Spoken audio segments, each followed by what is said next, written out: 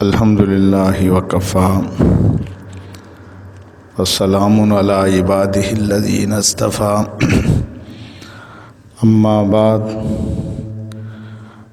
قال النبی صلی اللہ علیہ وسلم الصلاۃ عماد الدین قال النبی صلی اللہ علیہ وسلم اللہم بارکنا فی رجب و شعبان وبلغنا رمضان او کما قال علیہ الصلاۃ والسلام اللہم صلی علی سیدنا مولانا محمد وعلی آل سیدنا مولانا محمد وبارک وسلم۔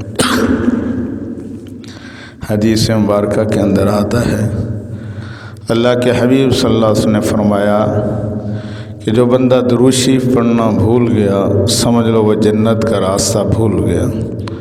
تو سب بھائی انتہائی محبت میں ڈوب کر درود پاک پڑھ لیجئے۔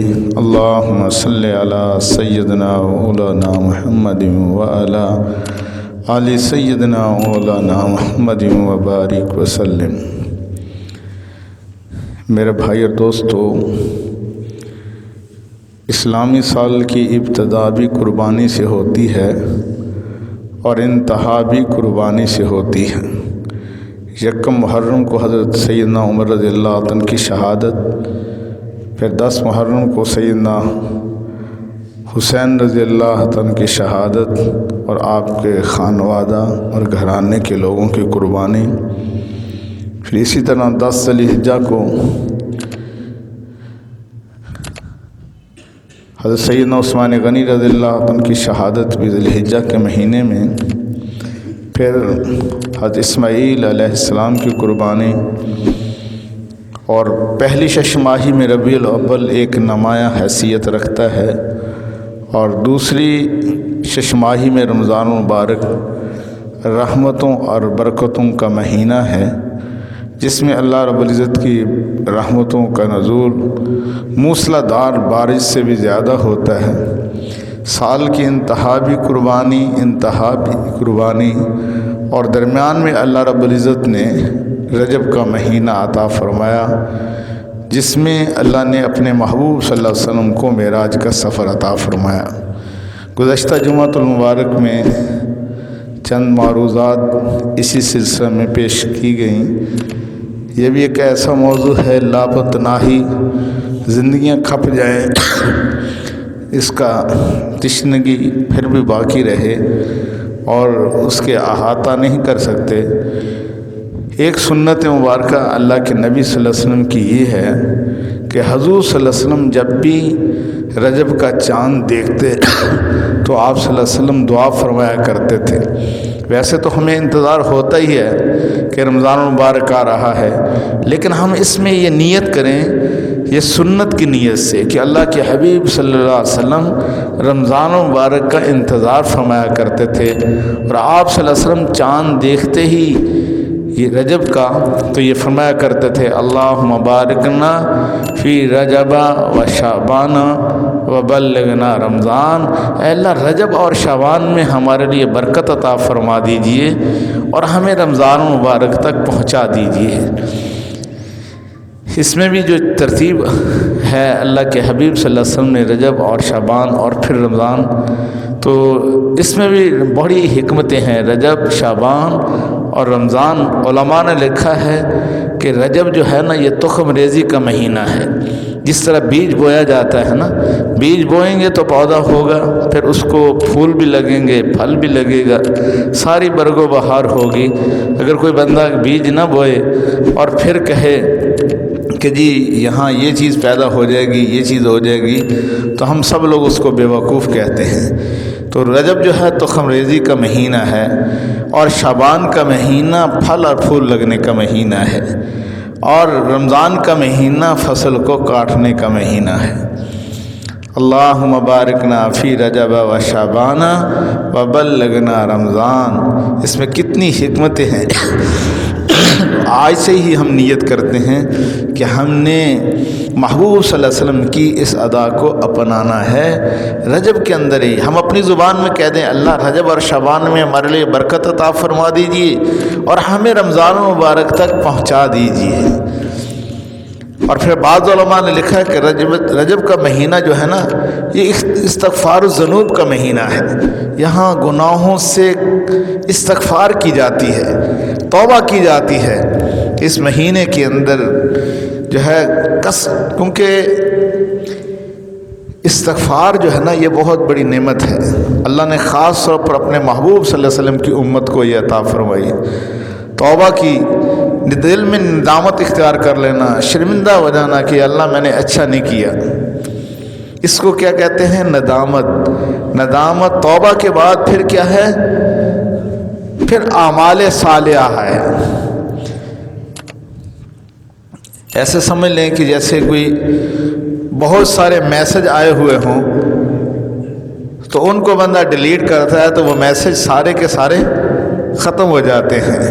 اسی طرح انسان کی زندگی کے اندر اگر گناہ ہوتے ہیں تو پھر بندہ سچے دل سے دو آنسو بہا دے، اگر آنسو نہیں آتے تو دل میں ندامت اور شرمندگی ہو جائے کہ اللہ میں نے اچھا نہیں کیا، اور پھر اپنے آپ کو گناہوں سے بچانے کی کوشش بھی کرے اور صالح عمل اختیار کرے تو اللہ تعالیٰ اس کی زندگی کو بھی بدل دیں گے، اور بقیہ جو زندگی میں گناہ ہوئے ہیں اللہ تعالیٰ اس کو بھی معاف فرما دیں گے۔ اور پھر اعمال صالحہ کی برکت سے کیا ہوگا؟ جب بندہ بار بار اعمال صالح اختیار کرے گا اور توبہ کرے گا، حدیث مبارکہ کے اندر جو آتا ہے کہ اللہ اس کے گناہوں کو نیکیوں میں تبدیل فرما دیں گے۔ تو اس سے محدثین نے یہ لکھا ہے، مفسرین نے لکھا ہے کہ جب بندہ توبہ کرے گا بار بار اور پھر اعمال صالح اختیار کرے گا تو پھر کیا ہوگا؟ پھر اللہ تعالیٰ جو ہے اس کی توبہ کو قبول فرما لیں گے، نہ صرف قبول فرمائیں گے بلکہ اس کے گناہوں کو نیکیوں میں تبدیل فرما دیں گے۔ تو رجب کا مہینہ جو ہے نا یہ استغفار الذنوب کا مہینہ ہے، گناہوں سے مغفرت کا مہینہ ہے، اور شعبان کا مہینہ مغفرت الذنوب کا مہینہ ہے۔ اللہ تعالیٰ اس میں گناہوں کو معاف فرما دیتے ہیں، اور رمضان مبارک کا مہینہ ضیاء القلوب کا مہینہ ہے، دلوں کو اللہ تعالیٰ منور فرما دیتے ہیں۔ میرے بھائی دوستو، دنیا میں آپ نے کوئی ایسا بندہ نہیں دیکھا ہوگا جو کسی سیزن لگا رہا ہو کسی کاروبار کا اور اس نے پہلے تیاری نہ کی ہو۔ ہمارے دوست ہیں وہ چشتیہ میں، تو میں نے وہ آج کل ہی کولر بنا رہے ہیں، روم کولر۔ میں نے کہا ابھی تو سردی ہے، کہتے بھئی سیزن تو پھر ہی ہم کمائیں گے اگر آج بنائیں گے تو گرمیوں میں نے دیکھا کہ وہ گیزر بنانا شروع کر دیتے ہیں۔ تو اسی طرح ہم رجب کے مہینے میں استغفار کریں گے، یہ گناہوں سے معافی کا مہینہ ہے، اور شعبان کے اندر کیا ہے؟ اللہ تعالیٰ گناہوں کو معاف فرما دیں گے، اور دلوں جو ہے رمضان کا مہینہ ضیاء القلوب کا مہینہ ہے، دل اللہ تعالیٰ منور فرما دیں گے۔ رجب گناہوں سے معافی کا، شعبان مغفرت، اور رمضان دلوں کی صفائی اور نورانیت کا مہینہ ہے۔ اس لیے یاد رکھنا، حدیث مبارکہ کے اندر آتا ہے اگر دل میں کینہ اور بغض ہے لیلۃ القدر کی رات بھی اس بندے کی دعا قبول نہیں ہوگی۔ تو ہم آج سے ہی اس کی صفائی کرنے کی کوشش کریں۔ اور بعض علماء نے لکھا ہے کہ رجب کا مہینہ توبہ کا مہینہ ہے، شعبان کا مہینہ اللہ رب العزت کی محبت کا مہینہ ہے، اور رمضان مبارک اللہ رب العزت سے وصل کا مہینہ ہے۔ اس لیے اللہ کے نبی صلی اللہ علیہ وسلم نے فرمایا جس نے رمضان مبارک کو پایا اور اپنی بخشش اور مغفرت نہ کروائی وہ بندہ ہلاک ہو گیا، تباہ ہو گیا، برباد ہو گیا۔ تو اس لیے ہم آج سے ہی تیاری کریں گے۔ اور بعض علماء نے سمجھانے کے لیے یوں لکھا، رجب کا مہینہ ہوا کے چلنے کا مہینہ ہے، اور رمضان کا مہینہ بادل آنے کا مہینہ ہے، شعبان کا مہینہ بادل آنے کا مہینہ ہے، اور رمضان مبارک کا مہینہ رحمتوں کی موسلا دھار بارش کا مہینہ ہے۔ اور بعض علماء نے لکھا کہ رجب کا مہینہ انسان کے مال پاک ہونے کا مہینہ ہے، اور چونکہ اس ماہ میں زکوٰۃ دی جاتی ہے، اور شعبان کا مہینہ بدن کے پاک ہونے کا مہینہ ہے، اور رمضان کا مہینہ انسان کے دل کے پاک ہونے کا مہینہ ہے۔ ایک حدیث مبارکہ کے اندر آتا ہے، اللہ کے حبیب صلی اللہ علیہ وسلم نے فرمایا کہ رجب اللہ کا مہینہ ہے۔ اللہ کے مہینے کا مطلب یہ ہے کہ لوگ غریبوں کی مدد کرتے ہیں اس کے اندر، اور فرمایا شعبان کا مہینہ میرا مہینہ ہے، رمضان کا مہینہ میری امت کا مہینہ ہے۔ تو اس سے کیا مراد ہے؟ اللہ تعالیٰ میری امت کے سب گناہوں کو اس میں معاف فرما دیں گے۔ رمضان مبارک میں اللہ تعالیٰ اپنی امت کے، اپنے محبوب صلی اللہ علیہ وسلم کی امت کے تمام گناہوں کو معاف فرما دیتے ہیں۔ اس لیے اللہ کے حبیب صلی اللہ علیہ وسلم نے فرمایا کہ رجب کا مہینہ اللہ کا مہینہ، شعبان کا مہینہ میرا مہینہ۔ سبحان اللہ، شعبان کی بھی تو بڑی فضیلت ہے نا۔ تو جس کو اللہ کے نبی صلی اللہ علیہ وسلم فرما رہے ہیں کہ شعبان کا مہینہ میرا مہینہ، حدیث مبارکہ کے اندر آتا ہے کہ آپ صلی اللہ علیہ وسلم شعبان کے اندر اتنے روزے رکھتے تھے، صحابہ کرام کہتے ہیں کہ ہمیں ایسے محسوس ہوتا تھا جیسے اللہ کے نبی صلی اللہ علیہ وسلم نے کوئی روزہ چھوڑنا ہی نہیں۔ اور فرمایا کہ رمضان کا مہینہ میری امت کا مہینہ ہے، یعنی میری امت کی مغفرت اور بخشش کا مہینہ ہے۔ اللہ تعالیٰ میری امت کے سب گناہوں کو معاف فرما دیتے ہیں۔ تو میرے بھائی دوستو، توبہ شرط ہے۔ بعض علماء نے لکھا ہے رجب کی فضیلت دوسرے مہینوں پر ایسے ہے جیسے قرآن کی فضیلت باقیہ کتابوں پر ہے، اور شعبان کی فضیلت ایسے ہے جیسے نبی پاک صلی اللہ علیہ وسلم کی فضیلت دیگر انبیاء علیہ السلام پر ہے، اور رمضان کی فضیلت اس طرح ہے جس طرح اللہ رب العزت کی مخلوق پر فضیلت ہے۔ اور رجب کے اندر جو گزشتہ جمعۃ المبارک آپ صلی اللہ علیہ وسلم کی معراج کا ذکر ہوا، تو حضور صلی اللہ علیہ وسلم معراج کے سفر سے ہمارے لیے کیا چیز لے کے آئے؟ آپ کے معراج کا یہ سفر تھا، اس کا سب سے بڑا تحفہ کیا ہے؟ نماز ہے۔ آج میرا اور آپ کا کوئی عزیز کسی سفر پر جائے اور ہمارے لیے کوئی تحفہ لے کے آئے تو ہم بڑا اس کا خیال کرتے ہیں، احساس کرتے ہیں کہ یار میرے لیے اس نے مجھے یاد رکھا۔ میرے بھائی دوستو، یہ وہ نماز کا تحفہ وہ تحفہ ہے جو اللہ نے اپنے محبوب صلی اللہ علیہ وسلم کو اپنے پاس بلا کر یہ تحفہ دیا ہے۔ شریعت کے جتنے بھی احکامات ہیں، جتنے بھی شریعت کے احکامات ہیں، وہ سارے کے سارے اللہ رب العزت نے زمین پر اتارے، لیکن نماز اتنا اہم عمل ہے کہ اللہ نے اپنے محبوب صلی اللہ علیہ وسلم کو اپنے پاس بلا کر یہ تحفہ دیا۔ پھر شریعت کے جتنے بھی احکامات ہیں، اگر آپ ان کا مطالعہ کریں تو اس کا اللہ نے حکم دے دیا۔ رمضان مبارک کے روزوں کا حکم عطا فرما دیا، زکوٰۃ کا حکم فرما دیا، شریعت کے جتنے بھی احکامات ہیں، نکاح کا حکم فرما دیا، لیکن جب نماز کی باری آئی تو ایک دفعہ نہیں، دو دفعہ نہیں، تین دفعہ نہیں، کم و بیش 700 مرتبہ اللہ رب العزت نے قرآن مجید کے اندر نماز کا حکم فرمایا۔ پھر اسی پر بس نہیں ہے، شریعت کے جتنے بھی احکامات ہیں اس کے لیے الگ سے کسی کے لیے اعلان نہیں ہوتا۔ اگر کوئی بتائے اعلان ہوتا ہے تو کبھی زکوٰۃ کا اعلان ہوا؟ کسی شریعت کے حکم کا اعلان نہیں ہوتا، لیکن نماز ایک ایسا مقدس عمل ہے، اتنا بڑا عمل ہے کہ اس کے لیے روزانہ 5 مرتبہ اذان ہوتی ہے یا نہیں ہوتی؟ تو نماز میں کتنی دفعہ، اپنے اذان میں کتنی دفعہ نماز کی صدا لگائی جاتی ہے؟ حی علی الصلاۃ، حی علی الصلاۃ، حی علی الفلاح، حی علی الفلاح۔ آپ اسی بات سے اندازہ لگائیں کہ نماز کی کتنی اہمیت ہے جو محبوب صلی اللہ علیہ وسلم ہمارے لیے تحفہ لے کے آئے ہیں۔ سبحان اللہ۔ سجدے میں بندہ اللہ کے سب سے زیادہ قریب ہوتا ہے، اللہ کا قرب انسان کو ملتا ہے۔ یاد رکھنا، یتعلق مع اللہ، یہ جتنے بھی اعمال ہیں ان کی جان ہے۔ कुर्बानी का मकसद अल्लाह का ताल्लुक़ मिल जाए, हज का मकसद अल्लाह का ताल्लुक़ है, ज़कात का मकसद अल्लाह रब्बुल इज़्ज़त का ताल्लुक़ है, शरीयत के जितने अहकामात हैं उसका सब का मकसद क्या है, हमें अल्लाह रब्बुल इज़्ज़त का ताल्लुक़ नसीब हो जाए। और बंदे को नमाज में सबसे ज़्यादा अल्लाह रब्बुल इज़्ज़त का ताल्लुक़ नसीब होता है। काश हम ऐसी नमाज़ें पढ़ने लग जाएं। आज तो हम होते नमाज में हैं और फिर रहे होते हैं बाज़ार में। हमारे हज़रत शाह साहब रहमतुल्लाह अलैह समझाने के लिए फरमाया करते थे भी सारा दिन हम दुकान में, जब नमाज की नीयत बांधते हैं दुकान हमारे अंदर आ जाती है। सारा दिन हम दफ्तर में, जब नमाज की नीयत बांधते हैं तो दफ्तर हमारे अंदर आ जाता है। बल्कि हम तो नमाज में आवारा गर्दी कर रहे होते हैं।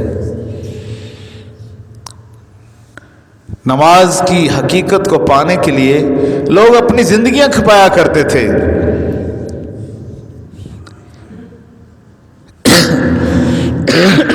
दिल पे जितनी ज़्यादा मेहनत होगी उतना ही नमाज के अंदर खशू और खजू आएगा। ये बाहर के अमाल जो है ना, ज़िक्र अज़कार, इसका असर सबसे ज़्यादा नमाज पे पड़ता है।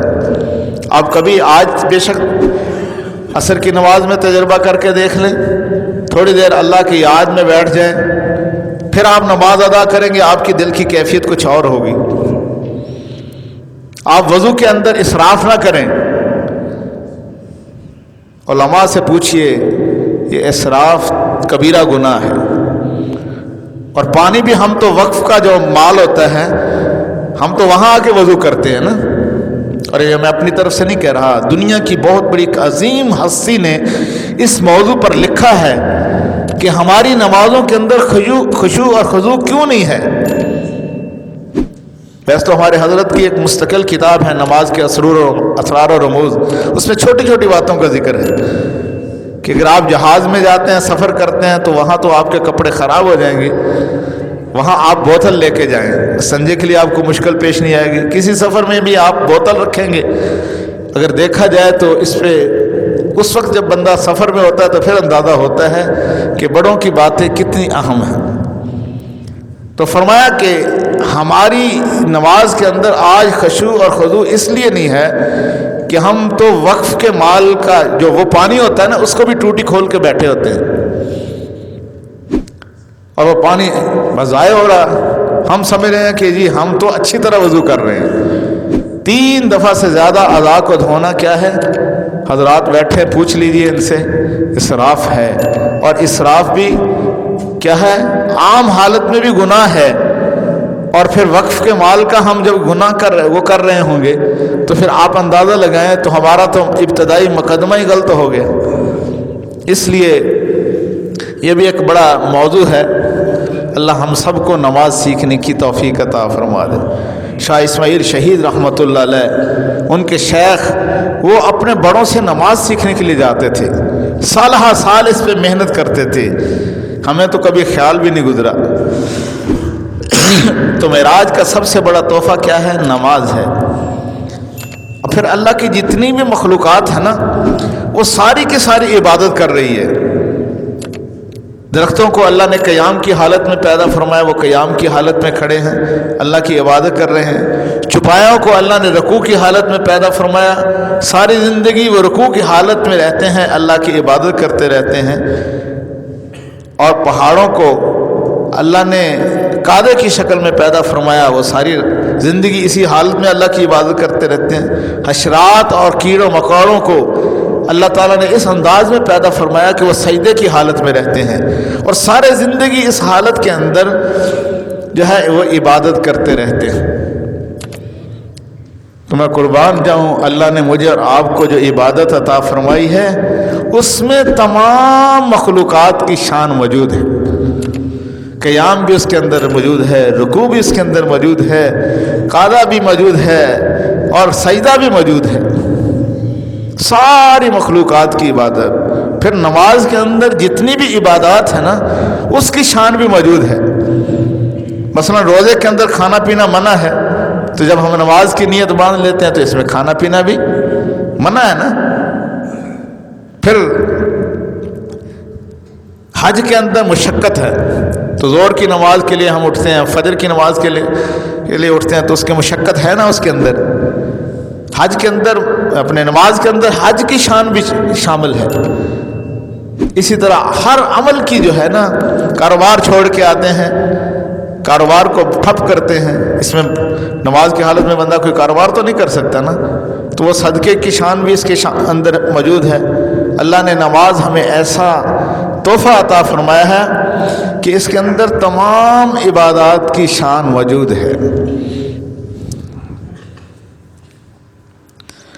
تو میرے بھائی دوستو،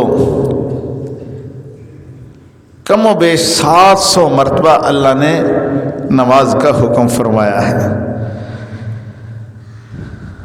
کوئی آدمی ہمیں بڑا آدمی کہے کہ بھائی میری بات سنو، ایک دفعہ 2 دفعہ کہے کہ میری بات سنو، 3 دفعہ کہے میری بات سنو، اگر ہم میں سے کوئی بندہ بات نہ سنے تو سب ہم کیا کہتے ہیں کہ یار بڑا متکبر انسان ہے، اتنا متکبر کہ ہماری بات ہی نہیں سنتا۔ علماء نے لکھا ہے کہ سب سے دنیا کا متکبر انسان جو ہے وہ بے نمازی ہے۔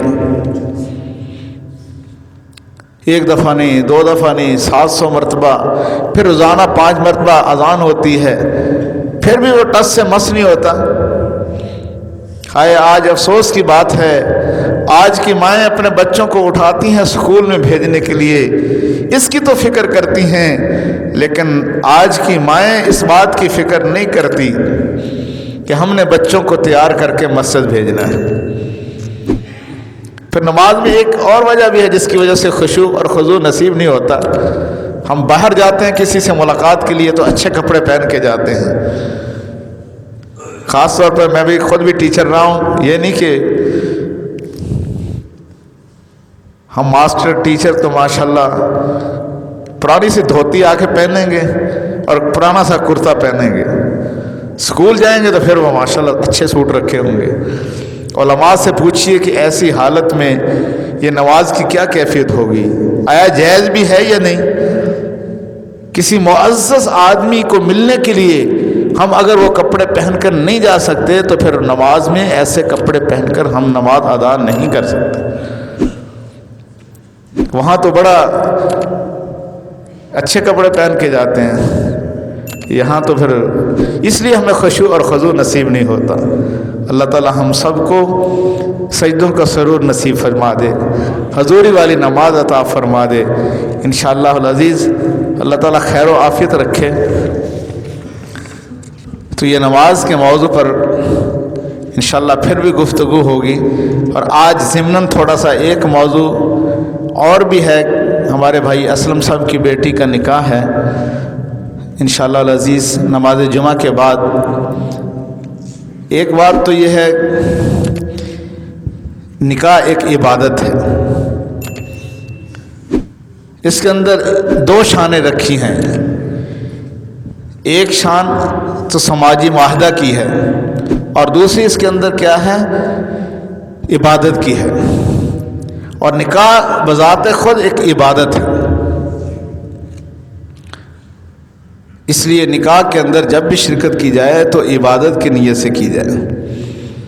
بڑے افسوس کی بات ہے جو محبوب صلی اللہ علیہ وسلم مجھے اور آپ کو بیت الخلاء میں جانے کا طریقہ بتا رہے ہیں، بیت الخلاء سے باہر آنے کا طریقہ بتا رہے ہیں، جو اللہ کے نبی صلی اللہ علیہ وسلم یہ فرما رہے ہیں کہ آپ نے کپڑے کیسے پہننے ہیں اور کیسے اتارنے ہیں، جو آج میری ماں بھی نہیں بتاتی، اللہ کی قسم آج کا باپ بھی نہیں بتاتا۔ محبوب صلی اللہ علیہ وسلم 1450 سال پہلے فرما رہے ہیں کہ جب تم بستر پر آنا تو بستر کو 3 بار جھاڑ دینا، کہیں یہ نہ ہو کہ بستر پر کوئی ایسی چیز موجود ہو جو تمہیں ڈس نہ دے۔ اللہ کے نبی صلی اللہ علیہ وسلم نے فرمایا جس چھت پر تم سوتے ہو اس کی اگر منڈیر نہیں ہے تو وہاں نہ سونا، کہیں یہ نہ ہو کہ رات کو تم چل پڑو کہیں گر نہ جاؤ۔ اللہ کے نبی صلی اللہ علیہ وسلم نے فرمایا جو کپڑے تم نے پہنے ہوئے ہیں اگر یہ کپڑے پھٹ جاتے ہیں تو ان کی سلائی پہنے نہ کرنا، کہیں یہ نہ ہو کہ تمہیں سوئی نہ چبھ جائے۔ محبوب صلی اللہ علیہ وسلم نے فرمایا اگر چاقو اور چھری کسی کو تم پکڑاتے ہو تو کاٹنے والا حصہ اپنی طرف کرنا اور دستی والا حصہ جس کو پکڑا رہے ہو اس کی طرف کرنا۔ اللہ کے حبیب صلی اللہ علیہ وسلم نے فرمایا جب تم رات کو سوتے ہو اپنے برتنوں کو یا تو ڈھانک دینا یا الٹا کر دینا۔ فرمایا اگر برتنوں کو ڈھانکو گے نہیں یا الٹا نہ کرو گے، ان کو دھوئے بغیر استعمال کر لو گے تو فرمایا کہ ہو سکتا ہے کہ تم لا علاج مرض کے اندر مبتلا ہو جاؤ۔ جو محبوب صلی اللہ علیہ وسلم اتنی چھوٹی چھوٹی باتیں ارشاد فرما رہے ہیں تو کیا خیال ہے جو ہمارے دین کا 70% ہے، حقوق العباد، معاشرت، سارا کچھ اس میں پایا جاتا ہے، تو نکاح کے بارے میں کوئی رہنمائی موجود نہیں ہے۔ شادی کا جب موقع آتا ہے بڑی بدقسمتی کی بات ہے، ہم سب کو مناتے ہیں، سب کو راضی کرتے ہیں، لیکن اللہ کے حبیب صلی اللہ علیہ وسلم کے طریقوں کو باہر گھر سے دھکے دے دیتے ہیں۔ ہمارا تو یہ عقیدہ ہے کہ سوموار کو اور جمعرات کو اس امت کے اعمال اللہ کے حبیب صلی اللہ علیہ وسلم کی بارگاہ میں پیش کیے جاتے ہیں۔ جب آپ صلی اللہ علیہ وسلم کو یہ بتایا جاتا ہوگا کہ اے محبوب صلی اللہ علیہ وسلم انہوں نے شادی کے موقع پر آپ کے طریقوں کو گھر سے دھکے دے دیے، اللہ کے حبیب صلی اللہ علیہ وسلم کا کتنا دل دکھتا ہوگا۔ آج ہماری شادیوں کو دیکھیں تو صحیح، اس کی اکثر رسومات یا ہندوؤں کی رسومات ہیں یا سکھوں کی رسومات ہیں یا پھر عیسائیوں کی رسومات ہیں۔ میں اپنے منڈی حاصل پر بیان کر رہا تھا تو بیان کے بعد ایک تاجر مجھے ملے، کہنے لگے کہ آپ نے مجھے الگ سے ٹائم دینا ہے۔ میں نے کہا ٹھیک ہے۔ پھر وہ فرمانے لگے کہ میرا تعلق جو ہے نا سندھ کے اندر بڑے بڑے کاروباری حضرات سے ہے، میرا جانا آنا وہاں بہت زیادہ ہوتا ہے، حتیٰ کہ ان کی شادیوں اور خوشی غمی دونوں میں شریک ہوتا ہوں۔ آپ نے 100% سچ کہا۔ میں نے وہاں تفصیل سے کچھ باتیں گنوائیں تو انہوں نے کہا کہ یہ بات بھی میں نے اپنی آنکھ سے دیکھتا ہوں، آنکھوں سے، یہ ہندوؤں کی رسم ہے، یہ بات بھی آنکھوں سے دیکھی ہے میں نے کہ یہ ہندوؤں کی رسم ہے۔ مانگتے پھرتے ہیں اغیار سے مٹی کے چراغ، اپنے خورشید پہ پھیلا دیے سائے ہم نے۔ ہمارا دین لنگڑا لولا ہے کہ ہم غیروں کے در پہ جاتے ہیں۔ اور یاد رکھنا ہمارے حضرت شاہ صاحب رحمۃ اللہ علیہ اکثر یہ فرمایا کرتے تھے کہ بندے کی دینداری کا اندازہ شادی کے موقع پر ہوتا ہے کہ اس کے اندر کتنی دینداری ہے۔ آج افسوس کی بات ہے، ہندو جب اپنی بیٹی کو رشتہ ازواج میں منسلک کرتے ہیں، چاہے وہ مزدور ہے چاہے وقت کا وزیر اعظم ہے، وہ اپنے مندر میں لے کے جاتے ہیں، سکھ گردوارے میں لے کے جاتے ہیں، یہودی سینگاگ کے اندر لے کے جاتے ہیں، عیسائی گرجا گھر کے اندر لے کے جاتے ہیں، لیکن ہمارے ہاں کوئی بات نہیں جی، بس یہ ہے وہ ہے کہ چونکہ چنانچہ مسجدیں تو بیت اللہ کی بیٹیاں ہیں۔ حدیث مبارکہ کے اندر آتا ہے اللہ تعالیٰ جب ساری دنیا کو ختم فرمائیں گے، مساجد کی زمین کو اٹھا کر جنت الفردوس کے اندر رکھا جائے گا۔ اس سے زیادہ مبارک جگہ اور کون ہو سکتی ہے؟ آج اس سنت کو ہم نے چھوڑ دیا۔ تو نکاح کی تقریب خالص عبادت کی تقریب ہے۔ امام اعظم ابو حنیفہ رحمۃ اللہ علیہ نے فرماتے ہیں کہ معاملے کی شان اس میں مغلوب ہے اور عبادت کی شان اس میں غالب ہے۔ اس لیے تو اللہ کے حبیب صلی اللہ علیہ وسلم نے نکاح میں 3 آیات مبارکہ آپ نے تلاوت فرمائی ہیں۔ پہلی آیت جو ہے سورۃ النساء کی ہے، اور اسی طرح دوسری آیت آل عمران کی، سورہ آل عمران کی، اور تیسری آیت سورہ احزاب کی ہے، اور تینوں آیات مبارکہ میں تقوی کا ذکر ہے۔ تینوں آیات مبارکہ کے اندر افسوس کہ آج ہم نے یہ سب کو چھوڑ دیا۔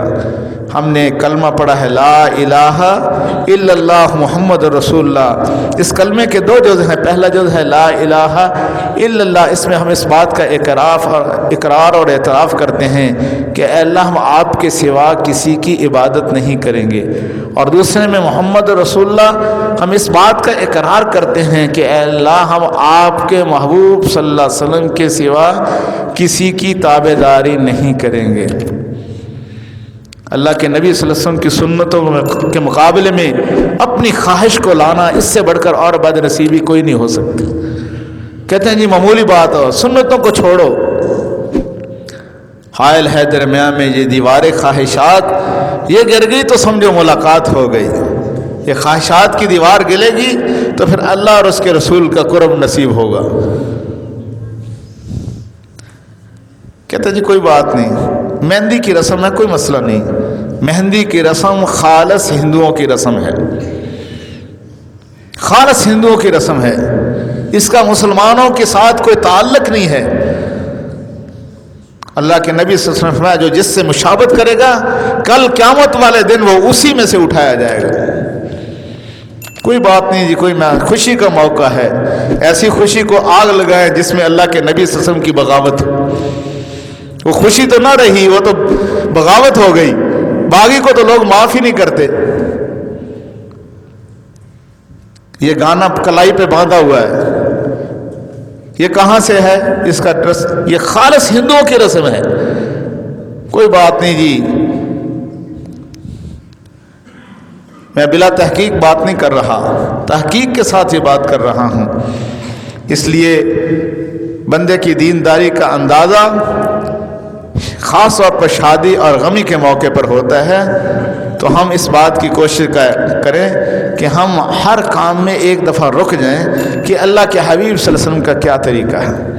آج پوری دنیا کا کفر پریشان ہے کہ جو ازدواجی زندگی کا تصور اللہ نے ہمیں عطا فرمایا ہے محبوب صلی اللہ علیہ وسلم کے پاؤں کی خاک کے صدقے، وہ دنیا کے کسی مذہب کے اندر ہے ہی نہیں۔ حسرت کے ساتھ وہ کہتے ہیں کہ کاش ہمارے گھروں کا ماحول بھی ایسا ہو۔ یہاں تو اللہ کے نبی صلی اللہ علیہ وسلم فرما رہے ہیں جب اس دنیا سے آنا تو اچھے اخلاق چھوڑ کے آنا اور اپنی بیوی کے ساتھ اچھا سلوک کرنا۔ فرمایا اس کے گھر کی دیوار اور میرے گھر کی دیوار ساتھ ساتھ ہو۔ اللہ کے نبی صلی اللہ علیہ وسلم نے فرمایا نکاح جو ہے نا یہ فطری خواہش کو پوری کرنے کا آسان طریقہ ہے، لیکن ہم نے اس کو مشکل ترین بنا دیا ہے، تو سنتوں کو چھوڑنے کی وجہ سے اس لیے زنا آسان ہو گیا، نکاح مشکل ہو گیا۔ جب نکاح آسان ہوگا پھر زنا مشکل ہوگا۔ اس میں ہم سب فکر مند ہوں۔ اللہ کے نبی صلی اللہ علیہ وسلم نے فرمایا کہ سب سے زیادہ برکت والا وہ نکاح ہے جس میں مشقت کم سے کم ہو، مشقت زیادہ نہ اٹھائی گئی ہو۔ اس لیے بقول حضرت حکیم الامت حضرت تھانوی رحمۃ اللہ علیہ، ہمارے ہاں تو آج کل منگنی قیامت صغریٰ اور شادی قیامت کبریٰ ہے۔ اتنی رسومات بلکہ سادگی کے ساتھ نکاح کیا جائے، اور یہ جو نیتا وغیرہ ہے یہ بھی بالکل ہندوؤں کی رسم ہے۔ الحمدللہ میں نے پچھلے ہفتے کسی جگہ بیان کیا، انہوں نے بہت بڑی مطلب کہ 4 نکاح تھے، انہوں نے کھڑے ہو کے اعلان کیا، میرج ہال میں اعلان کیا کہ ہم یہ رسمیں بد نہیں کریں گے۔ اگر دیکھا جائے اس کی تفصیل میں جائیں تو علماء کہتے ہیں سود بھی ہے اور یہ قرض بھی ہے، اور آج تک آپ کو کوئی بندہ ایسا نظر بھی نہیں آیا ہوگا جو نیتا لینے کی وجہ سے وہ خوشحال ہو گیا ہو یا اس کا قرض اتر گیا ہو، الٹا پریشان ہوتے ہیں، اس لیے کہ اللہ سے نظریں ہٹتی ہیں، اس پہ لگ جاتی ہیں، اور جو اللہ سے نظریں ہٹاتا ہے اللہ اس کو رسوا کر دیتے ہیں۔ میں اپنی طرف سے نہیں کہہ رہا، یہ حدیث قدسی کا مفہوم ہے۔ اللہ مجھے اور آپ کو، ہم سب کو شریعت اور سنت کے مطابق زندگی گزارنے کی توفیق عطا فرما دے۔ وآخر دعوانا ان الحمد للہ رب العالمین۔